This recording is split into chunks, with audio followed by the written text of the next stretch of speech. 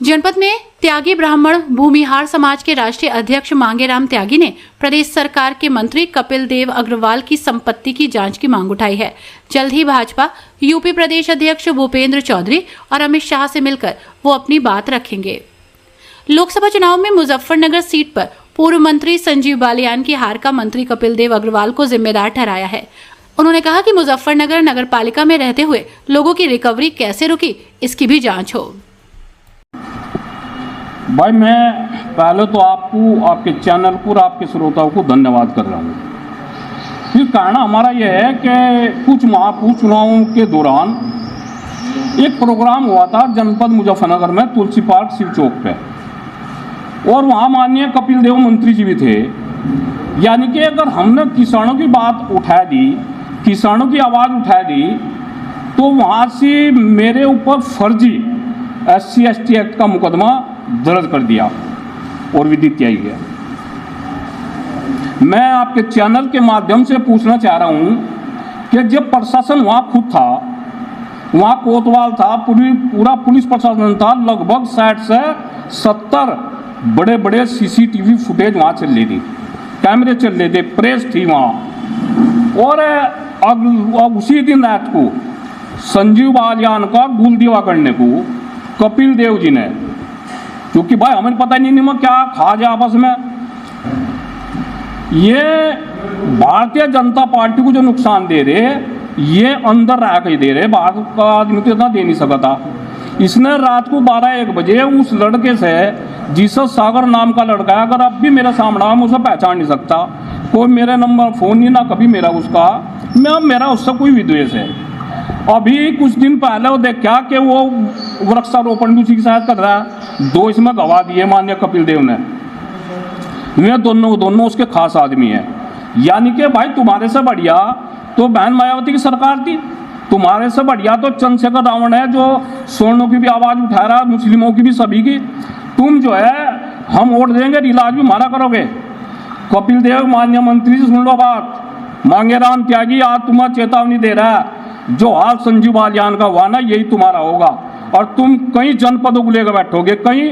और मेरी माननीय योगी जी से और अमित शाह से और चौधरी भूपेंद्र जी से निवेदन है, अगर यही हाल इस मंत्री का रहा ना, क्योंकि ज़्यादा स्वर्ण जो है 99% और भाजपा को दे रहा है, SC/ST एक्ट का प्रयोग होना चाहिए। मैं भी इसके फेवर में हूँ, लेकिन जिन दलित भाइयों का उत्पीड़न हो रहा है उनकी होना चाहिए। जो फर्जी करा रहे हैं ना, इसका मुंह तोड़ जवाब दिया जाएगा। गोली खाने को तैयार है, यह तो SC/ST एक्ट। और उस दिन कहाँ गई थी भाई भारतीय जनता पार्टी? नंगा नाच हुआ था मेरठ में, वाकई में उसके साथ वहाँ लगनी चाहिए थी SC/ST एक्ट। वो सब मैनेज किया गया अधिकारियों के द्वारा। यहाँ के SP सिटी को, CO को और कप्तान को सब पता है, यहाँ के DM को पता है कि मामला फर्जी है, सुलझी है। कुछ अधिकारी भी भारतीय जनता पार्टी का इलाज करने में लगे हुए हैं। मैंने CO को 3 बार फ़ोन मिला, फ़ोन नहीं रिसीव हो रहा उस दिन से। जब उसने हमें बुलाया ऑफिस में, हम गए और खुद CO साहब और अधिकारी माने कि हाँ मामला फर्जी है। अभी 12 तारीख लग रही इसमें। कपिल देव जी तन्नाल थारे ठोक दिया, लाइसेंस थारे पे ही है क्या?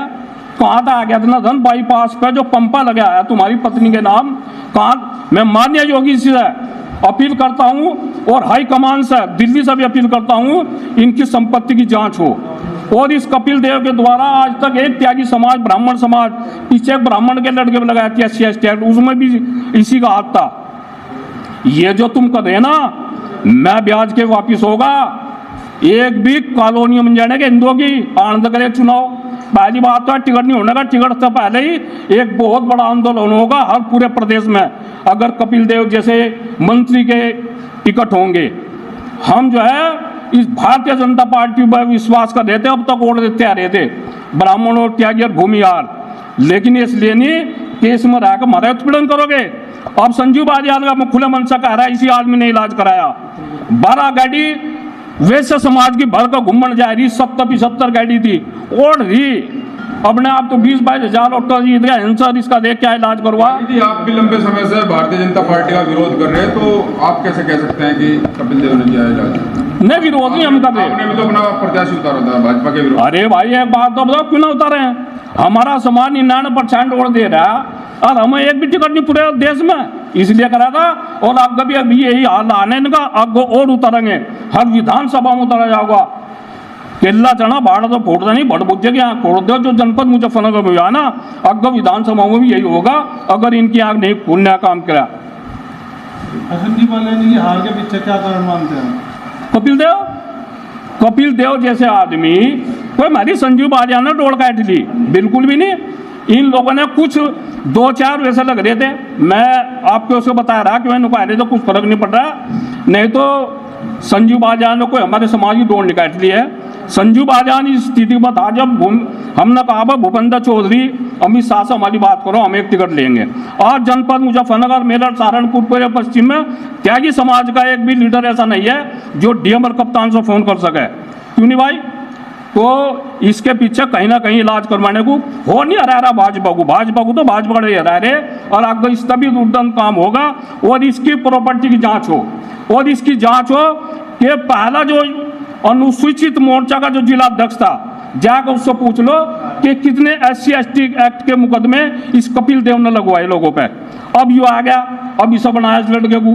भाई अगर मांगेराम त्यागी पे कार्रवाई करनी, कपिल देव जी इन्हें क्यों ला रहा है? SC के बीच में तो हमारे भाई हैं। मांगेराम त्यागी खुले मन से कह रहा, कम से कम 100 अनुसूचित जाति के लोग ऐसे हैं जो रात को हॉस्पिटल में ला, मैं उनको सुख दुख में मैं मेरी साथ हूँ, मैं उनकी साथ हूँ।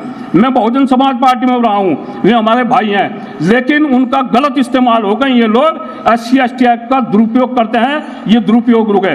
SC/ST एक्ट लगती मेरठ में, जहाँ मंत्री के द्वारा एक दलित समाज के पार्षद के साथ मारपीट करी जा रही, वहाँ तो इन्हें साफ सुन गया अधिकारियों को। और कुछ अधिकारी भी लग रहे हैं जो भारतीय जनता पार्टी का इलाज हो। मैं इस मामले को माननीय योगी जी और भूपेंद्र चौधरी, चाहे मुझे अमित शाह के पास जाना पड़े, बहुत जल्दी मुलाकात होगी। ये भी मेरे पास पूरे आंकड़े हैं, ये बहुत जल्दी होगी और इनकी कलई खोलने का काम करूंगा। इन पर कितनी अकूत संपत्ति है इस कपिल देव का।